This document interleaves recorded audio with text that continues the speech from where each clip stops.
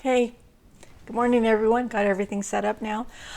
For those of you who don't know me, I'm Terry. I'm your instructor. I'm sitting in my apartment, staying at home and staying healthy. And I know from the past that this whole jigsaw method is kind of confusing, so I thought I'd take a few minutes to explain the process. And I don't know if you noticed when you read the syllabus, but did you see an amazing lack of tests in there? I hope you did. There's a reason why.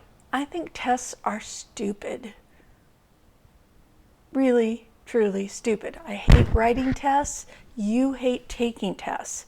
So let me explain the Jigsaw Learning Method. It's actually based on a couple of team learning pedagogy. I hate that word, but it's the teaching of teaching that really helped make this work.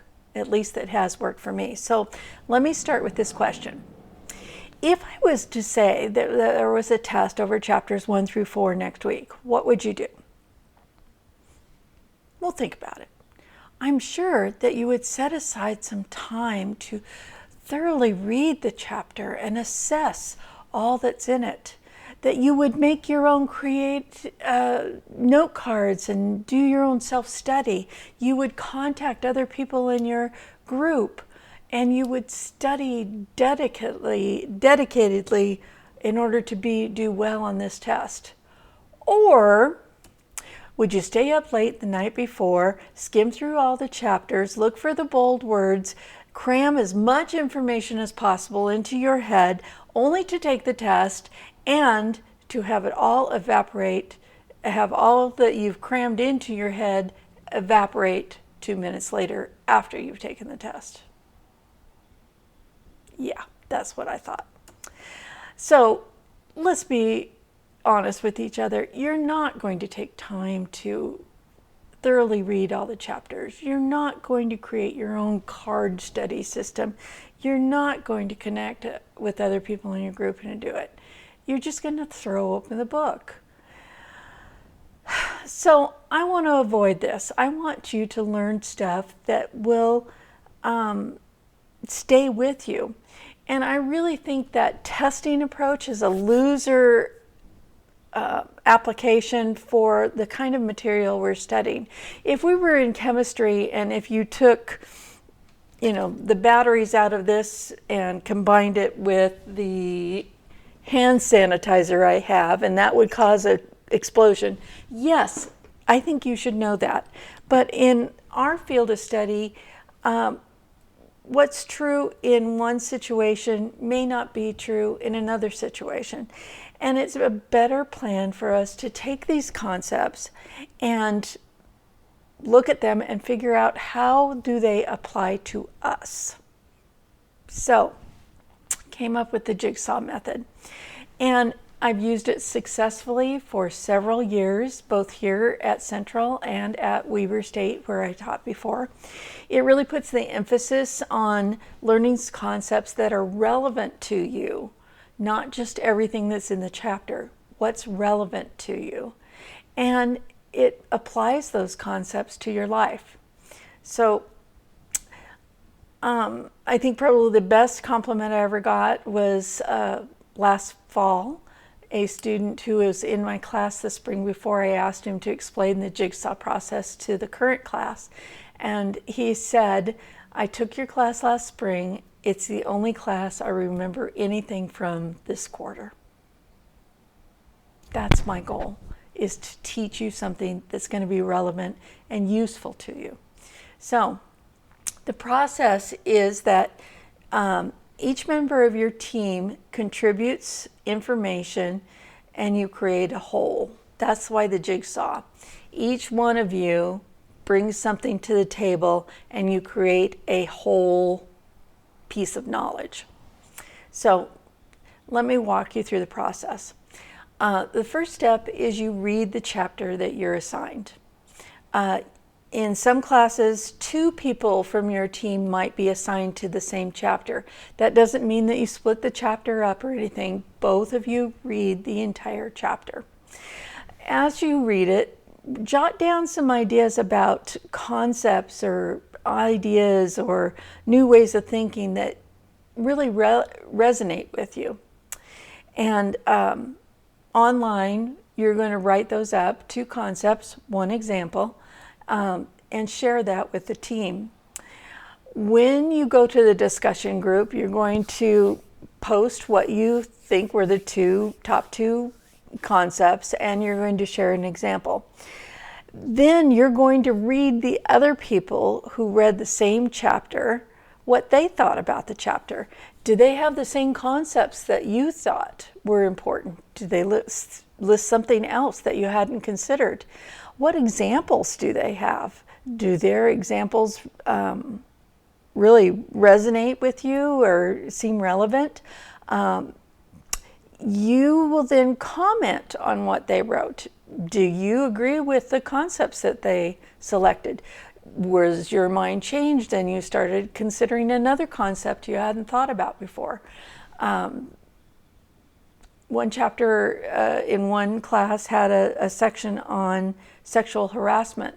The person writing the chapter summary didn't think sexual harassment was such an important concept, and it was really kind of tossed into the chapter. It didn't seem directly relevant to what they were talking about. But another person who read the same chapter found it to be really important because they had encountered sexual harassment. And so the person changed their ideas, and they ended up including sexual harassment as their 3rd concept on down the line. You may have your own story as you read somebody else's description of the concept or their examples. You may have your own story to share. You may have a different point of view that you should share. If you're confused, ask questions. It'll help clarify things. Okay, the 3rd step is that you write a summary. What did you learn from that chapter? And you're going to share that with your home team. Basically, you become the expert on that chapter. And the summary includes that you describe 3 concepts from the chapter. Which 3? I don't care. I really don't care. Which ones are relevant to you? Which ones do you think have practicality? Which ones can you use or that you never thought about using before? What's important to you? And then you're going to share 2 real-world, outside the textbook examples. This is a critical part of the whole Jigsaw process, is that if you can't apply what you know, then you don't really know. Also in the summary, you're going to list 3 pages that you think every member in your team should open up the book and take a look at. This is because I got feedback from some people that said that they always felt as though they were missing something in the chapters they didn't read. This kind of accommodates that. Again, a side note, the examples are critical to this whole process. If you can't identify what the concepts are outside the textbook, then you haven't learned anything. And this is probably the testing part of this whole Jigsaw method. So don't forget to include examples. There's another really practical reason.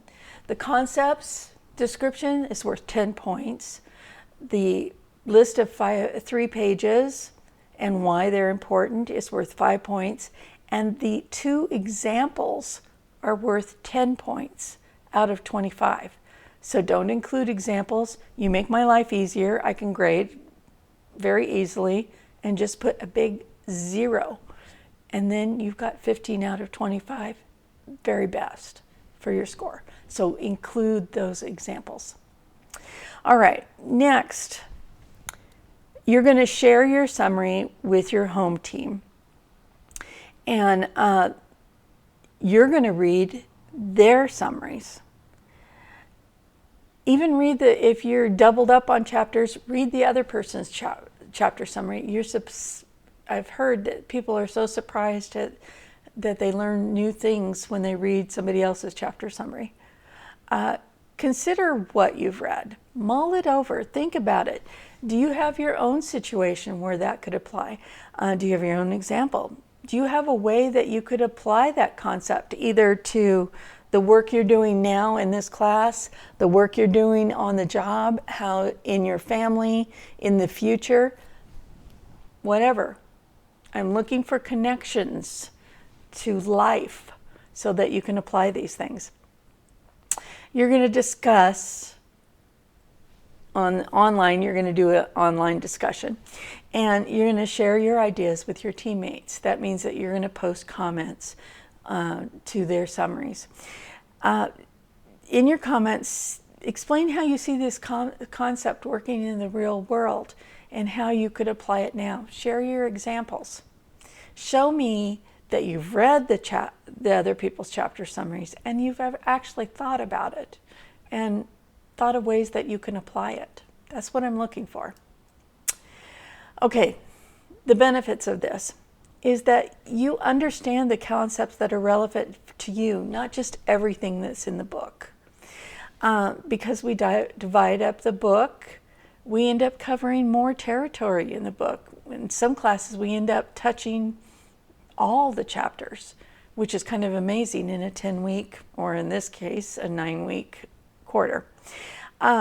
Finding real examples in the real world gives you ways, opportunities, avenues to apply the concepts to your own life. Make it work for you. And most importantly, you remember stuff. Okay, so I get a lot of, but Terry's, I don't get exposed to all the material directly. Well, yeah, that's a valiant thought, but are you seriously going to read everything that I assign? If I said chapters 1 through 4, would you really, really read and consider and process everything in those chapters? Probably not. Yeah, you're going to have to count on your teammates. But that's one of the benefits of this whole process, is that you can't slough off. If you slough off, everybody on your team knows. If you slough off on a test, you and I know. But if you slough off in this, you and I and everybody that's on your team knows that you didn't turn in your summary, or knows that you did a half-assed job at turning in your summary. This has a tendency to make people accountable, which is something that we all should be. Some people say, well, Terry, this whole thing's so confusing. There's so many steps and so many of the steps overlap with each other. Yeah, it seems confusing right at first, but after you've gone through the process once, everybody flies through it, no problem. I don't have to explain things the second time around. Once you've gone through the process, you get it. And some people say, well, I don't know about everything that we've covered. No. But if I gave you a test, would you know everything that we covered? No. You'd forget 75% of what was on that test if you were really paying attention. Okay. The bottom line is that you remember stuff. You remember stuff that's important to you. So, a quick review. You read the chapter.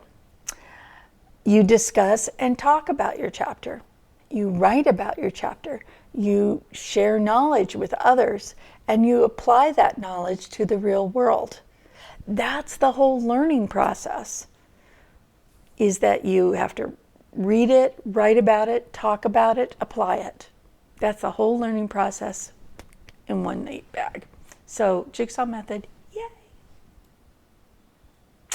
All right, so that's me and my Jigsaw method.